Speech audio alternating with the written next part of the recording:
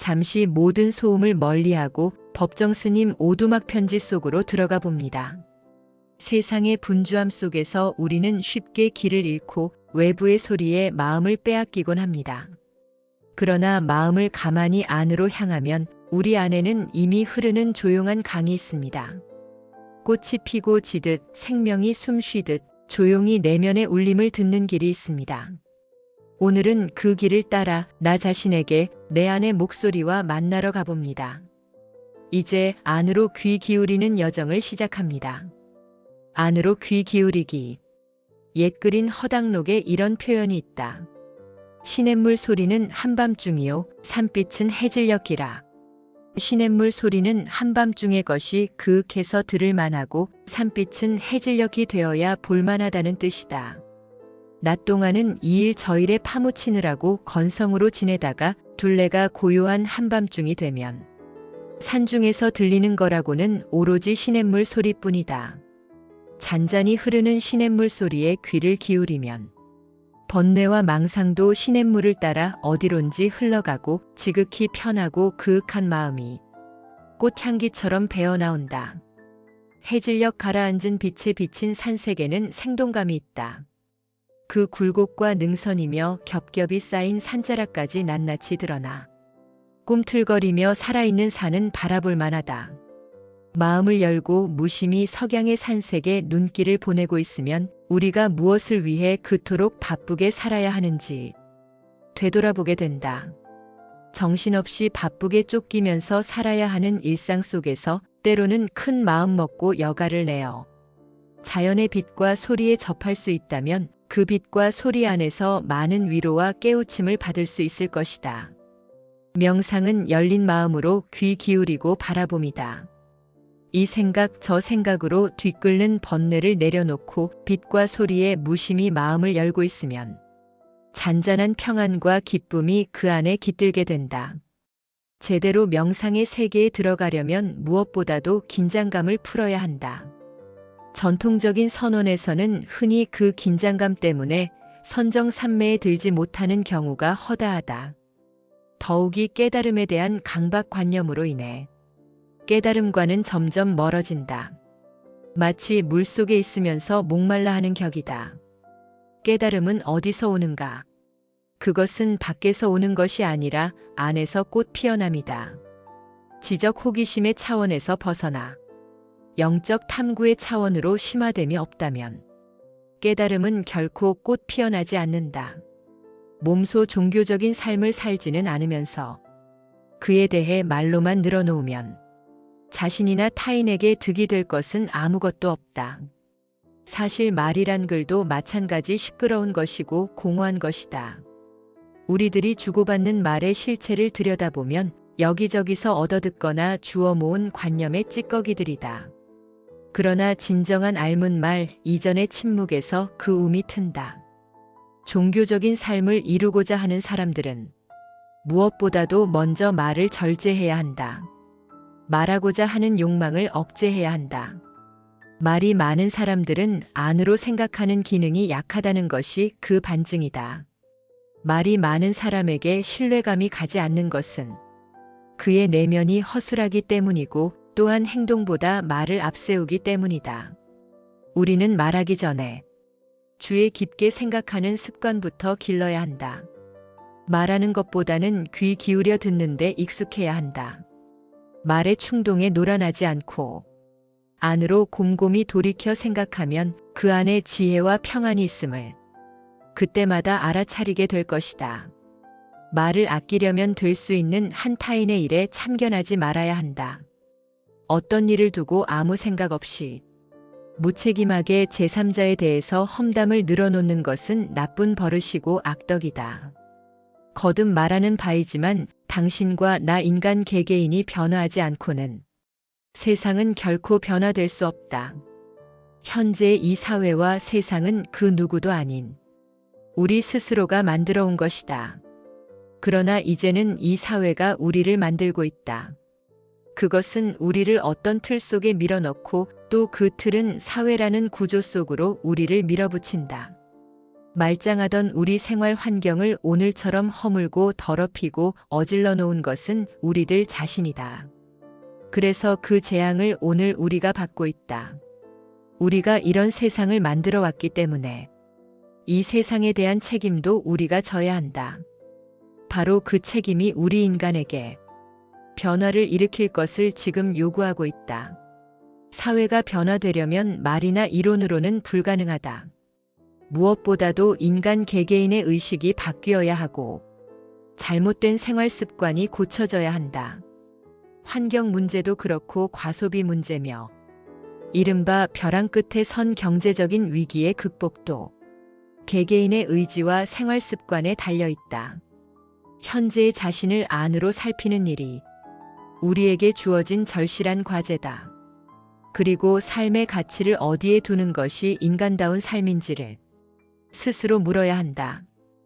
해답은 바로 그 자기 성찰과 물음 속에 들어있다. 이 물음이 각자 안으로 살피는 명상의 과제가 될 수 있다면 우리는 오늘과 같은 혼돈의 수렁에서 다시 일어설 수 있을 것이다. 내적인 힘에 의해서만 외적인 현상을 극복할 수 있다. 내적인 힘은 외적인 것보다 훨씬 강하기 때문이다. 이 30년 전에 우리들 살림살이를 한번 되돌아보라. 그때는 물질적으로는 궁핍했지만 그래도 인간다운 삶의 의지와 자세는 지니고 있었다. 연탄 몇 장을 가지고도 우리는 고마워하고 행복할 수 있었다. 그리고 우리에게는 정다운 이웃이 있었고 미래에 대한 꿈과 희망이 있었다. 그 시절에도 공직자의 비리와 부정이 없었던 것은 아니지만 그래도 최소한의 인간적인 자질과 체면은 잃지 않았었다. 그러나 오늘 우리들은 그 무엇을 가지고도 고마워하거나 만족할 줄을 모른다. 이웃도 없고 미래에 대한 꿈과 희망도 없다. 인간적인 자질과 체면을 찾아보기 어렵다. 미래에 우리 얼굴인 자라나는 아이들까지도 인간의 미덕과는 거리가 먼 자기 자신밖에 모르는 이기적인 생물로 빗나가고 있다.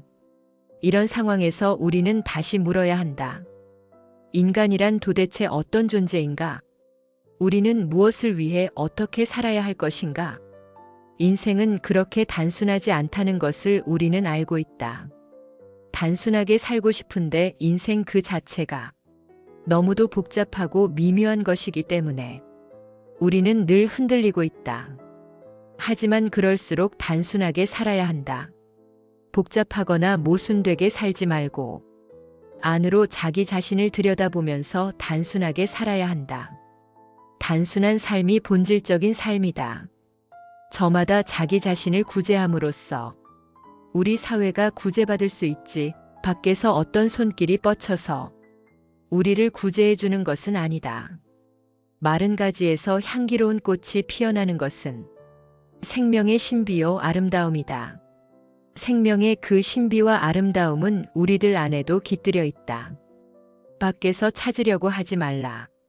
만물이 살아서 움트는 이 봄철에 각자 자기 내면의 소리에 귀를 기울여 보았으면 한다. 그 귀 기울임에서 새로운 삶을 열었으면 좋겠다. 비닐 봉지 속의 꽃. 11월 한 달을 히말라야에 가서 지내다 왔다. 해발 2000에서 2500고지에 있는 가난한 산동네이다. 8년 만에 다시 찾아간 네팔과 인도인데 그때나 지금이나 전혀 달라지지 않았다. 달라지지 않은 그들의 생활이 도리어 믿음직했다. 하루가 다르게 변모되어 가는 세상에서 옛 모습 그대로를 간직하고 살아가는 그들의 삶은 오늘의 우리를 되돌아보게 했다. 우리들이 지금 누리고 있는 생활 수준으로 비교한다면 그들은 너무도 열악한 환경에서 살아가고 있다. 근로자의 하루 노임이 우리 돈으로 남자는 2,000원도 안 된다. 여자는 그 절반이다. 그쪽에서 중산층 사인 가족의 한 달 생활비는 집세까지 포함해서 1,314만 원 수준이다. 이런 생활 조건 아래서 살아가면서도 그들의 눈동자는 우리보다 훨씬 맑고 선량하고 안정되어 있다. 마음의 창인 그 눈동자가 말이다. 주어진 가난을 조금도 부끄러워하지 않고 곁에서 보기에도 낙천적으로 살아가는 것 같았다. 대량 생산, 대량 소비의 미국식 산업 구조에서 비롯된 소비주의적 생활 방식에 잘못 길들여진 우리이다. 소비 생활로 인해 쓰레기만을 한없이 만들어내면서 살아가는 현실이다. 소비하는 것만큼 우리는 과연 행복한가? 마음은 안정을 잃고 자연 환경은 날로 허물어져 가고 있다. 인간이 모여 사는 도시는 매연으로 숨이 막히고 소음으로 귀가 멀 지경이다. 인간의 설 자리가 날이 갈수록 좁아져 간다. 인간의 이상은 더 말할 것도 없이 안팎으로 행복하게 사는 데 있다. 어떻게 사는 것이 행복한 삶인지 그 가치 척도에 따라 그 형태는 달라진다. 적게 가지고도 즐겁게 살기도 하고 많이 가지고 있으면서도 행복하지 못하게 사는 사람들이 우리 이웃에는 얼마든지 있다. 아니, 이웃으로 눈을 돌릴 게 아니라 바로 지금 내 자신의 삶은 어떤지 되돌아볼 일이다. 인간의 행복은 물질적인 생산과 소비에 많고 적음에 있지 않다는 사실만은 확실하다. 사람과 사람 사이, 인간과 자연, 나이에 친숙하고 조화로운 관계에 의해서 행복은 보증된다. 우리는 온갖 수모와 국제적인 망신을 당해가면서 남의 나라에서 빚을 얻어와야만 거덜난 나라 살림살이를 꾸려갈 지경에 이르렀다. 빚을 새로 얻어와야만 묵은 빚을 갚게 된 그런 형편이다. 자, 이렇게 됐으니 우리들 한 사람 한 사람의 생활에도 적지 않은 영향을 받지 않을 수 없다. 우리 앞에 닥친 이 시련은 우리에게 큰 의미가 있을 거라고 여겨진다. 지금까지 우리가 함부로 쓰고 마구 버리면서 잘못 살아온 생활 태도에 대한 과보임을 깨우쳐준다. 물질적인 풍요에 삶의 가치를 두지 말라는 교훈이기도 하다. 이제는 지금까지 익혀왔던 생활 방식이 달라져야 한다. 우리가 일찍이 겪어왔던 60년대와 70년대에 헌옷도 기워서 입고 찬밥도 비벼서 먹고 연탄불 하나도 소중하게 다루던 그때의 생활 태도를 다시 배우고 익혀야 한다. 저마다 투철한 삶의 질서를 가지고 작은 것과 적은 것으로 고마워하고 만족할 줄 알아야 한다. 될 수 있으면 밖에서 들여온 물건을 사다 쓰지 말고 기왕에 있는 것 속에서 가려서 써야 할 처지이다. 백화점이나 시장에 나가는 횟수도 줄여야 한다. 우리가 국제통화기금의 올가미에서 하루빨리 벗어나려면 이 길밖에 다른 길이 없다. 옛글에 이런 말이 있다. 사치한 자는 3년 동안 쓸 것을 1년에 다 써버리고 검소한 자는 1년 동안 쓸 것을 3년을 두고 쓴다. 사치한 자는 부유해도 만족을 모르고 검소한 자는 가난해도 여유가 있다. 사치한 자는 그 마음이 옹색하고 검소한 자는 그 마음이 넉넉하다. 사치한 자는 근심 걱정이 많고 검소한 자는 복이 많다. 한마디로 말한다면 사치는 악덕이고 검소함은 미덕이다. 우리는 그동안 잘못 익혀온 악덕에서 벗어나 인간의 미덕을 하루하루 다시 쌓아 나가야 한다. 어떠한 시련과 고통일지라도 그의 의미를 부여한다면 그 시련과 고통을 능히 이겨낼 수 있는 지혜와 용기가 솟아난다. 그러나 그 시련과 고통 앞에 좌절하고 만다면 내일이 없다. 우리가 살아가는 이 세상이 아무 걱정 근심도 없는 태평성세만 지속된다면 어떻게 될 것인가? 물론 현실적으로 그렇게 될 수도 없지만 그런 세상에서는 아무런 살맛이 나지 않을 것이다. 인간은 그런 세월 속에서는 지금보다 훨씬 더 무기력해지고 타락하게 될 것이다. 고통과 위기를 통해서 우리 내부에 잠재된 창의력과 의지력이 개발되어 개인이나 사회는 새롭게 성장하고 발전하게 된다. 이것이 우리 인류가 지나온 자취이다. 히말라야의 가난한 산동네 사람들은 집집마다 비닐봉지 속에 꽃을 가꾸며 살아간다. 그 모습을 보고 나는 큰 감명을 받았다. 화분을 살 만한 돈이 없기 때문에 비닐봉지에 흙을 담아 꽃을 기르는 것이다. 물질적으로는 가난할지라도 아름다움을 가꾸면서 살아가는 그들의 모습이 내 마음속에까지 향기로운 꽃씨를 뿌려주었다. 경제난국에 기죽지 않고 새로운 생활 습관으로 삶의 방식을 개선해 나간다면 우리 안에서도 미덕의 꽃이 피어나 기필코 이 난국을 돌파하게 될 것이다. 수선 5뿌리. 눈 속에 묻혀서 지내다가 엊그제 불이람을 다녀왔다. 남쪽에 갔더니 어느새 매화가 피어나고 있었다. 남지춘신이라는 말이 있는데 매화는 봄에 햇볕을 많이 받는 남쪽가지에서부터 꽃을 피운다고 해서 이런 말이 생긴 것 같다. 남쪽가지에 봄 소식이 깃들어 있다니 그럴듯한 표현이다. 기왕에 심어놓은 매화인데 생육 상태가 안 좋아. 재작년 가을에 자리를 옮기고 거름을 듬뿍 묻어주었더니 활기를 되찾아 올해에는 꽃망울이 많이 맺혀 있었다. 나무뿐 아니라 사람도 있을 자리에 있지 않으면 자신이 지닌 기량을 제대로 펼칠 수 없어. 꽃을 피워보지도 못한 채 시들고 만다. 이번에 불이람 내려가면서 수선 5뿌리를 가지고 가 돌담 아래 심어주었다. 이 일을 마치고 나니 숙제를 하고 난 후처럼 마음이 아주 홀가분했다. 이 수선에는 사연이 있다. 재작년 가을 한라산에 억새꽃을 보러 갔을 때 남제주 대정읍에 있는 추사 유배지에 들른 일이 있었다. 현지에서 들은 이야기인데 세안도의 실경이 대정 향교에 있다는 말을 듣고 물어물어서 일부러 찾아갔었다. 향교는 수리 중이고 그 곁에 수백 년 묵은 노송이 한 그루 서 있는데 곁에 있던 한 그루는 오래전에 죽어 베어낸 그루 턱이만 남아 있었다. 그날은 흐리고 바람이 불어 세안도의 분위기처럼 삭막하고 쌀쌀한 늦가을 날씨였다. 돌담 아래 여기저기 수선의 구근이 드러나 있는 걸 보고 몇 뿌리 주워왔었다. 남제주 쪽에는 한겨울 길가에서 피어나는 재래종 수선을 흔히 볼 수 있어 남국의 정취가 한결 더하다. 그때 가져온 수선을 화분에 심어 가꾸어 보았지만 잎만 무성하게 자랄 뿐 끝내 꽃을 보지 못했다. 작년 봄잎을 잘라내고 구근만을 거두어 이 다음 불이람에 내려가면 심어줄 요량으로 화분에 담아둔 채 깜빡 잊어버리고 말았다.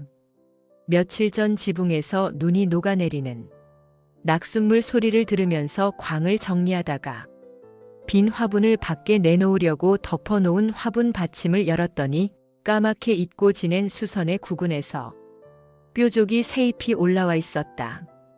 이것을 본 순간 내가 못할 짓을 했구나 하는 자책감이 들었다. 화분 받침에 덮여 깜깜한 빈 화분 속에서 1년 가까이 지내고도 죽지 않고 살아있는 그 생명력이 놀라웠다. 식물의 강인한 생명력 앞에 옷깃을 여미고 싶었다. 새삼스런 일이지만 생명력이란 도대체 무엇인가를 곰곰이 생각해 보지 않을 수 없었다. 수선의 구근 속에 무엇이 들어있기에 흙에서 떠나 1년 가까이 지내면서도 죽지 않고 새싹을 틔우고 있는 것일까? 생각할수록 그것은 풀 수 없는 생명의 신비다. 그것은 무엇으로도 바꿀 수 없는 절대 신성이요 불성이다. 유정이건 무정이건 모든 존재에는 다 불성이 있다는 말도 이 생명의 신비를 두고 한 말일 것이다. 식물뿐 아니라 살아있는 모든 것 속에 이렇듯 신비한 생명의 씨앗이 기운이 깃들여 있다. 살아있는 모든 생명체는 살기 위해서 이 세상에 있다. 따로 이유나 목적이 있을 수 없다. 살아있음 그 자체가 신성한 이유요 목적이다. 열악한 환경, 어둠 속에 갇혀서도 시들지 않고 새싹을 틔우는 현상이 바로 이것이다. 이런 생명체를 함부로 꺾거나 죽게 한다면 그것은 큰 허물이 될 것이다. 결과적으로 내 자신 속에 들어있는 생명의 씨앗이 그만큼 꺾이고 시들게 될 것이다. 왜냐하면 모든 생명의 뿌리는 하나이기 때문이다. 이 하나인 생명의 뿌리에서 나뉘어진 가지가 나와 당신이며 또한 우리 이웃이다. 요즘 우리는 경제적인 큰 어려움 앞에서 삶의 두려움과 위협을 느끼고 있다. 기업만이 파산을 하는 것이 아니라 개인도 파산을 당하는 경우가 속출하고 있다.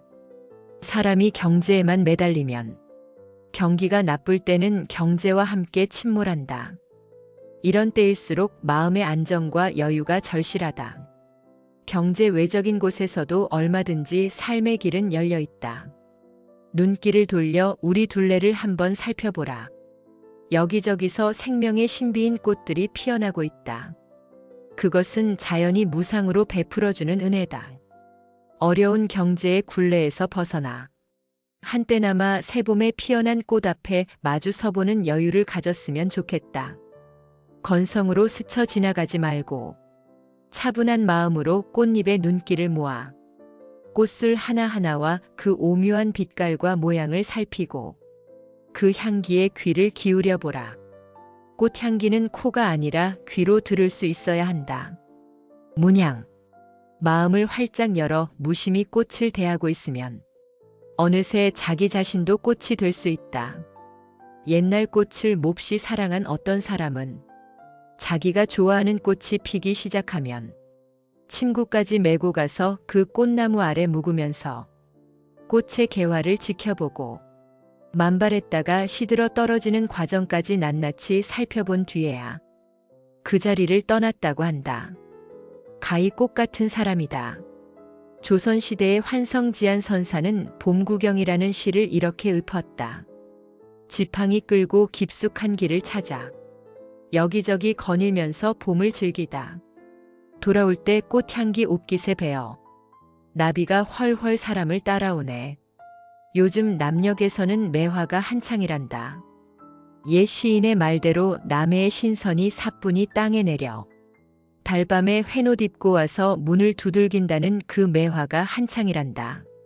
섬진 윗마을의 매화. 며칠 전 내린 비로 봄비답지 않게 줄기차게 내린 비로 겨우내 얼어붙었던 골짜기의 얼음이 절반쯤 풀렸다. 다시 살아난 개울 물소리와 폭포 소리로 밤으로는 잠을 설친다. 엊그제는 낮에 내리던 비가 밤동안 눈으로 바뀌어 아침에 문을 열자 온 산이 하얗게 덮여 있었다. 나뭇가지마다 눈꽃이 피어볼 만했다. 말끔히 치워두었던 난로에 다시 장작불을 지펴야 했다. 옛사람들이 건강 비결로 속옷은 늦게 입고 늦게 벗으라고 한 그 말의 의미를 알아야 한다. 늦가을이나 초겨울에 날씨가 좀 춥다고 해서 곧바로 두터운 속옷을 껴입으면 한겨울의 추위를 이겨내는 데에 저항력이 약해질 수밖에 없다. 햇살이 좀 따뜻해졌다고 해서 봄이 온 것은 아니다. 앞을 다투어 봄 소식을 전하는 방송이나 신문에 속아 성급하게 봄옷으로 갈아입으면 변덕스런 날씨로 인해 감기에 걸리기 알맞다. 늦게 입고 늦게 벗으라는 교훈은 우리 선인들이 몸소 겪으면서 익혀온 생활의 지혜다. 무엇이든지 남보다 앞서가야 직성이 풀리는 성급하고 조급한 요즘의 우리에게는 속옷만이 아니라 삶의 이 구석 저 구석에 느긋한 여유를 가지고 대응하라는 지혜일 수도 있다. 속도에 쫓기는 현대인들은 1년에 한두 차례 있을까 말까한 꽃구경을 가더라도 건성으로 돌아보고 이내 후닥닥 돌아서고 만다. 그야말로 달리는 말 위에서 산천을 구경하는 격이다. 어느 시구처럼 무슨 길 바삐바삐 가는 나그네인가. 이곳 두메산골은 봄이 더디다. 남쪽에서는 벌써부터 매화가 피고 산수유가 한창이라는 소식이다. 이곳은 남쪽에서 꽃이 다 지고 나서야 봄이 느리게 올라온다. 예년 같으면 벌써 꽃 구경하러 남쪽에 내려갔을 텐데 세월이 내 발길을 붙들고 있다. 많은 이웃들이 생계의 위협을 느끼며 걱정 근심 속에 나날을 보내고 있는데 같은 땅에서 차마 한가히 꽃 구경을 할 수가 없다. 그래서 전에 꽃 구경하던 일을 되새기는 것이다. 매화가 필 무렵이면 남도의 백운산 자락 광양군 다하면 섬진 윗마을에 가곤 했었다. 남해 고속도로를 달리다가 옥곡 인터체인지에서 내려 861번 지방도로를 타고 몇 구비를 돌아 북상하면 바른 쪽에 섬진강이 흐른다. 군데군데 대숲이 있고 청정한 대숲머리에 하얗게 매화가 피어 있는 걸 보는 순간 가슴이 두근거린다. 왼쪽이 백운산 자락인데 다면에 접어들면 동네마다 꽃 속에 묻혀 있어 정겨운 마을을 이루고 있다. 둘레에 꽃이 있으면 다 쓰러져 가는 오막살이일지라도 결코 궁핍하게 보이지 않는다. 그곳 매화의 절정은 단연 섬진 윗마을에 있는 청매실롱원 언저리다. 요즘은 대형 버스로도 올라갈 수 있는 길이 닦여 있지만 그전에는 겨우 경운기가 오르내릴 정도의 오솔길이었다. 골짜기와 언덕에 수천 그루의 매화가 핀 걸 보면 아무리 물기가 없는 딱딱한 사람일지도 매화에 도취되지 않을 수 없다. 기품 있는 꽃과 그 향기의 감흥을 모른다면 노소를 물을 것 없이 그의 인생은 이미 막을 내린 거나 다름이 없다. 강 건너 풍경은 꿈결처럼 아름답다. 섬진강을 사이에 두고 북쪽은 지리산 자락과 하동과 구례이고 남쪽은 백운산 자락 광양 땅이다. 다압 쪽에서 강 건너 북쪽을 바라보면 언덕 위 큰 바위 곁에 올망졸망 붙어있는 집들이 신선이라도 사는 것처럼 사뭇 환상적이다. 또 화계에서 하동읍으로 내려가면서 바라보이는 강 건너 다압 쪽 섬진 마을은 매화로 꽃구름 속에 묻힌 무릉도원이다. 이 길목에서는 백꽃이 필 무렵에도 안복을 누릴 수 있다. 강 건너 풍경은 이렇듯 아름답다. 그러나 막상 강을 건너 그 지점에 가보면 찌든 삶의 부스러기들이 여기저기 어지럽게 흩어져 있다. 우리들의 삶에는 이렇듯 허상과 실상이 겹쳐 있다. 사물을 보되 어느 한쪽이나 부분만이 아니라 전체를 볼 수 있어야 한다. 꿈은 꿈 자체로서 아름다운 것이지 깨고 나면 허망하다. 그것이 꿈인 줄 알면 거기에 더 얽매이지 않게 된다.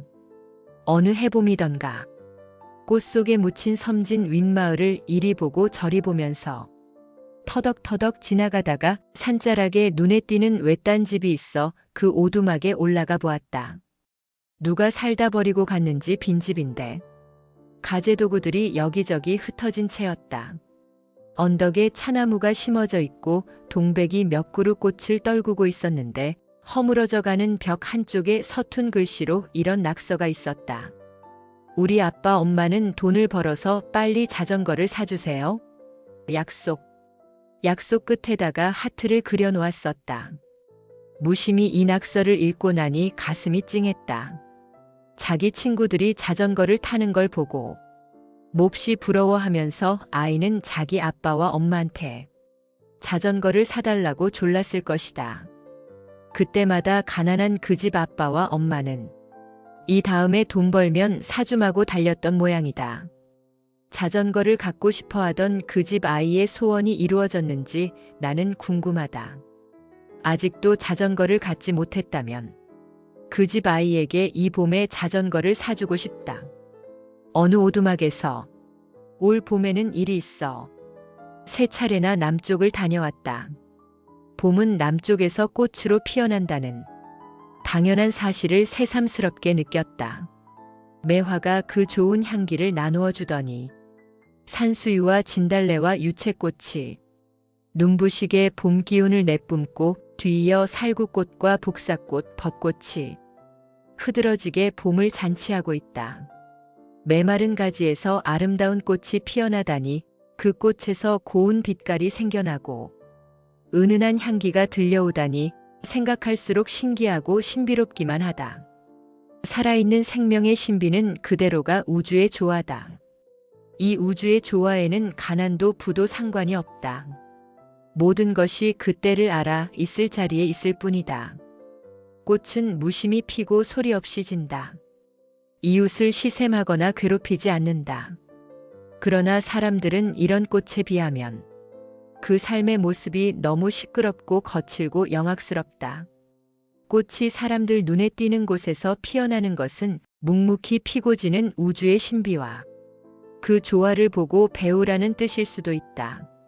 사람도 그 삶이 순수하고 진실하다면 한 송이 꽃으로 그 모습을 드러낼 수 있겠다고 한 스님이 살다간 빈 오두막을 보면서 생각하게 되었다.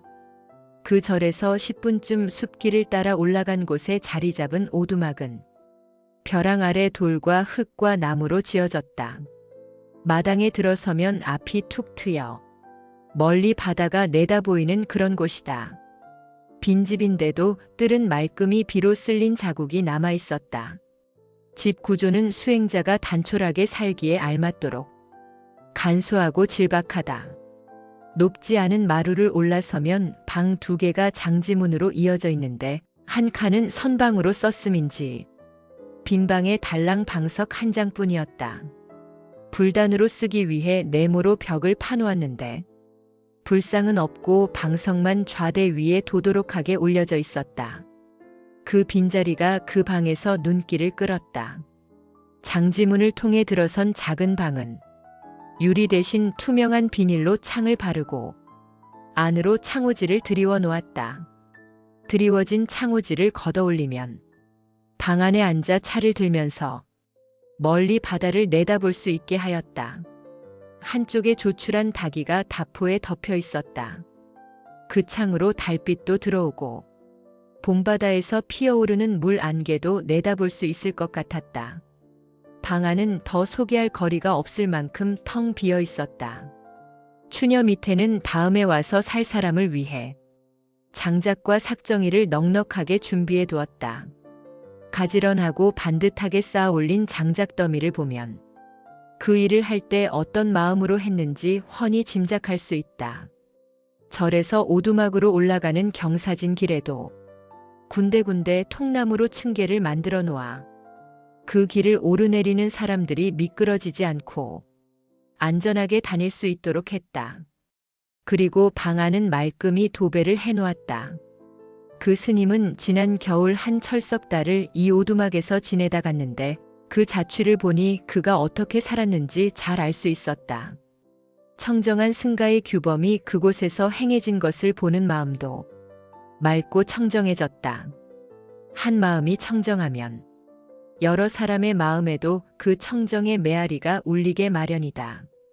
뒤에 올 사람을 위한 이와 같은 배려는 예전부터 전해온 전통적인 승가의 말없는 규범인데 요즘에는 절에서도 마을집에서도 이런 아름다운 규범은 찾아보기 어렵다.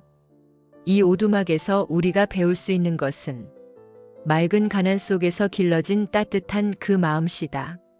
자기 한 몸만을 위하지 않고 뒤에 와서 살 사람을 배려한 그 마음씨는 우리에게 보여준 말없는 그의 가르침이다. 오두막을 내려오면서 말없는 그의 가르침이 이 오두막에서만이라도 두고두고 이어지기를 염원했다. 간소하고 질박한 삶의 모습에서 우리는 절제된 아름다움을 숲향기처럼 느낄 수 있다. 그것은 모자람이 아니라 충만임을 머리가 아닌 가슴으로 받아들일 수 있다. 거룩한 가난의 성자 프란체스코는 수도자의 집과 오두막이 그들의 신분에 어울리도록 보다 작고 간소하게 그리고 편리하게 지어지기를 항상 염원하면서 그런 집에서 머물기를 좋아하였다. 마지막 임종에 이르렀을 때에도 가난과 겸손을 보다 안전하게 지키기 위해 수도자의 집과 오두막은 꼭 나무와 흙으로만 짓도록 당부하였다. 그러면서 이런 집을 개인의 소유로 삼지 말고 그 속에서 순례자나 나그네처럼 살기를 원했다. 절제된 아름다움인 이와 같은 맑은 가난은 경제 위기를 극복하기 위한 일시적인 생활 방편이 되어서는 안 된다. 맑은 가난은 우리가 두고두고 배우면서 익혀가야 할 항구적이고 지속적인 청정한 생활 규범이 되어야 한다. 절제된 아름다움은 우리를 사람답게 만든다. 불필요한 것을 다 덜어내고 나서 최소한에 꼭 있어야 될 것만으로 이루어진 본질적인 단순 간소한 삶은 아름답다. 그것은 한 송이 꽃으로 피어난 모습이기도 하다. 가난한 절이 그립다. 옛 스승은 말씀하셨다. 도를 배우는 사람은 무엇보다도 먼저 가난해야 한다. 가진 것이 많으면 반드시 그 뜻을 잃는다. 예전의 출가 수행자는 한벌 가사와 한벌 바리떼 외에는 아무것도 지니려고 하지 않았다. 사는 집에 집착하지 않고 옷이나 음식에도 생각을 두지 않았다. 이와 같이 살았기 때문에 오로지 도에만 전념할 수 있었다. 이런 법문을 대할 때마다 나는 몹시 부끄럽다. 지금 내가 지니고 있는 것이 너무 많기 때문이다. 누구나 할 것 없이 한 생각 일으켜 살던 집에서 뛰쳐나와 입산 출가할 때는 빈손으로 온다. 이 세상에 처음 올 때 빈손으로 오듯이 이절 저절로 옮겨다니면서 이런 일 저런 일에 관계하다 보니 걸리는 것도 많고 지닌 것도 많게 된 것이다. 지닌 것이 많을수록 수행의 길과는 점점 멀어진다. 출가 수행승을 다른 말로는 비구라고 한다. 산스크리트에서 음으로 옮겨진 말인데 그 뜻은 거지다. 인도에서 모든 수행자들은 전통적으로 음식을 탁발에 의해 얻어먹기 때문에 이런 이름이 붙여진 것이다. 일반 거지와는 달리 빌어서 먹으면서도 그 지향하는 바가 다르다. 밖으로는 음식을 빌어 육신을 돕고 안으로는 부처님의 법을 빌어 지의 목숨을 돕는다는 두 가지 뜻이 있다. 이와 같은 거지들이 모여 사는 곳이 절이다. 시대의 흐름에 따라 옛날과 한결같을 수 없는 것은 수행자라고 해서 예외는 아니다. 하지만 시대의 어떤 흐름 앞에서라도 그 근본 정신을 잃는다면 수행자의 존재 의미는 사라지고 만다. 수행자들이 사는 세계를 흔히 출세관이라고 하는데 생활 양식이 세속이나 다름이 없다면 굳이 출세관이라고 말할 것이 무엇인가? 오늘날 산중이나 도시를 가릴 것 없이 수행자가 분수에 넘치고 흥청거리는 것은 뜻있는 사람들이 한결같이 지적해온 바다. 나라 아니 온통 경제 위기로 인해 일터를 잃은 실업자가 무수히 거리로 쏟아져 나오고 살 길이 막막하여 스스로 목숨을 끊는 사람들이 늘어만 가는 지금 이런 참담한 현실을 망각한 채 씀씀이를 함부로 하면서 흥청거릴 때인가. 지난 봄 볼 일이 생겨 몇 차례 내가 예전에 살던 절에 가서 2, 3일씩 묵고 온 적이 있다. 내가 혼자서 조촐히 살던 때와는 달리 모든 것이 넘치고 있는 것을 보고 놀라지 않을 수 없었다. 시주의 물건이 얼마나 무서운 것인가를 그들은 모르고 있었다. 옛 스승들은 한결같이 가르치신다. 배고프고 가난한 데서 수행자의 보리심이 싹 트는 것이라고. 시주의 은혜를 많이 입으면 그 무게에 짓눌려 제정신을 차리기가 어렵다. 휴정선사도 그의 선가구감에서 출가 수행자에게 간곡히 타일렀다. 출가하여 수행자가 되는 것이 어찌 작은 일이랴.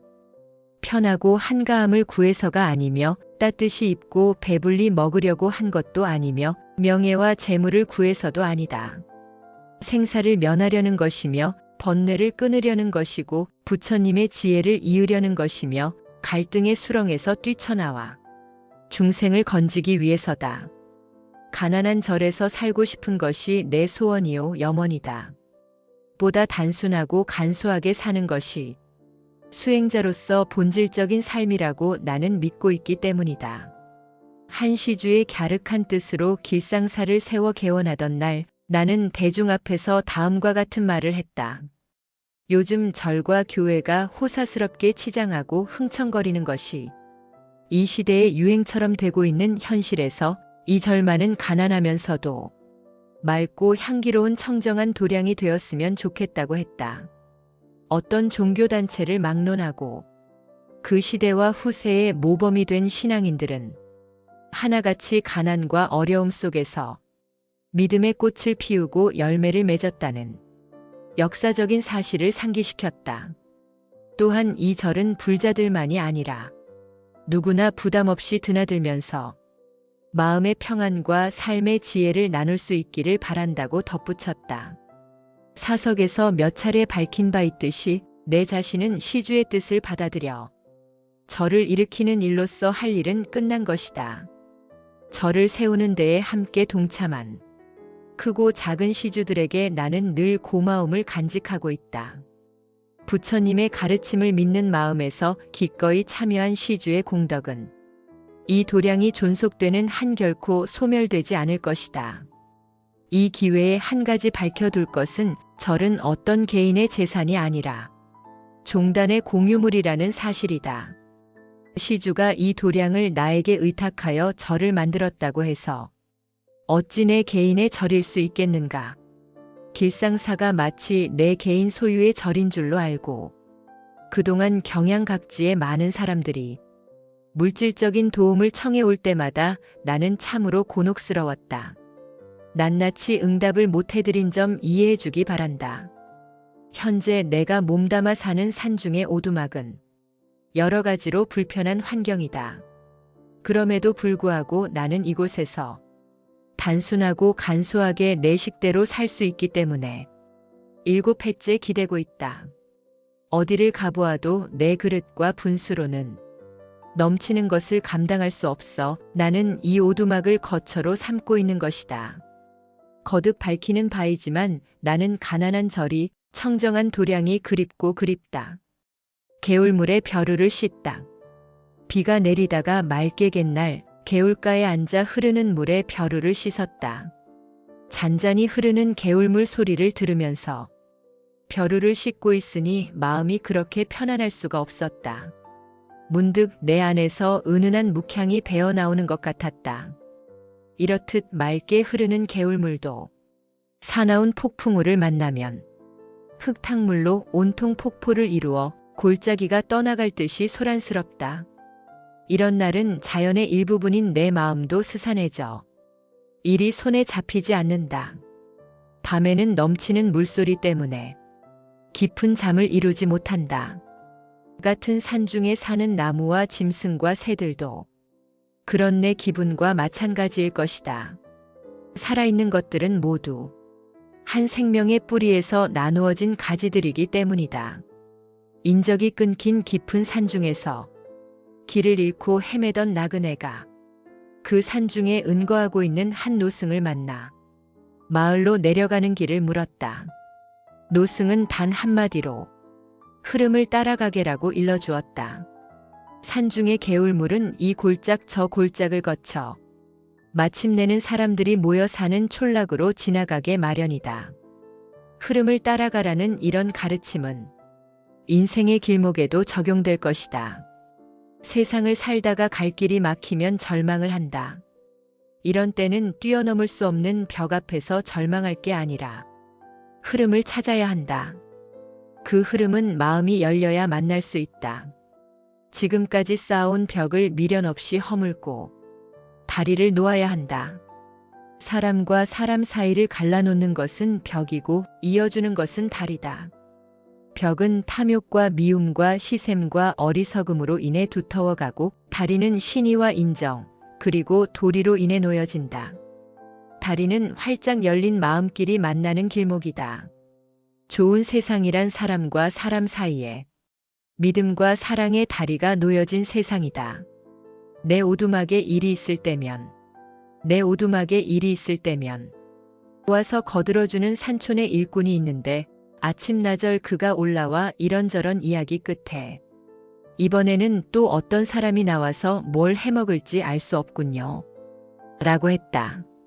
물론 금년 말에 있을 대선을 의식하여 청와대에 들어가고 싶어하는 사람들을 두고 한 말일 것이다. 그가 남기고 간 이 말이 짙은 여운을 남긴 채 내 머릿속에 서맴돌았다.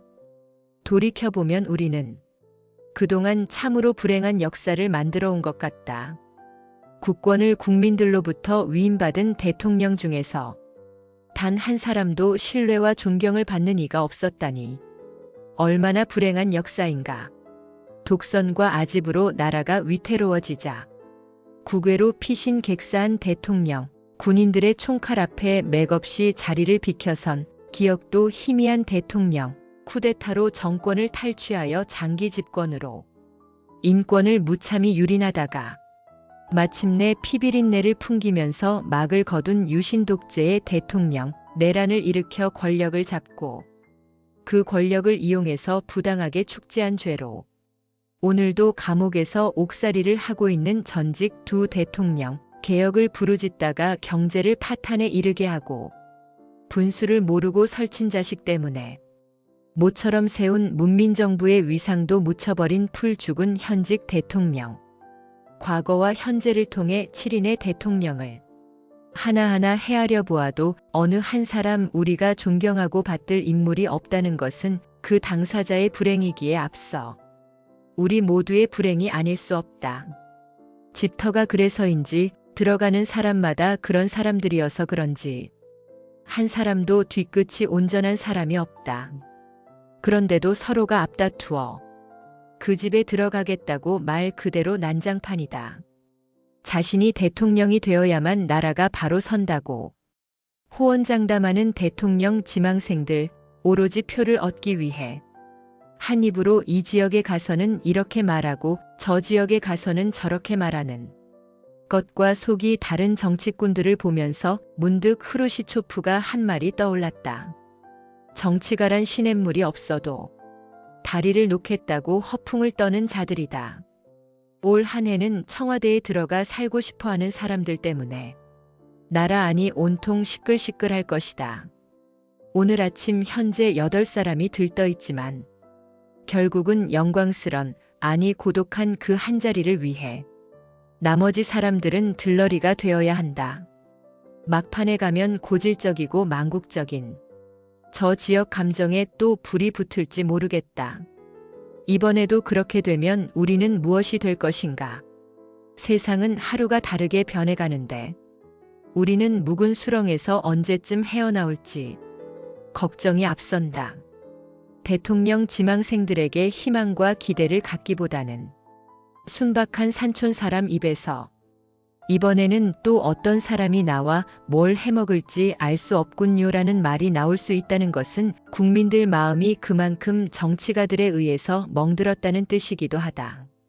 이 같은 불신의 상처부터 치유해 줄 수 있는 정직하고 능력 있는 사람이 그 집으로 들어갔으면 좋겠다.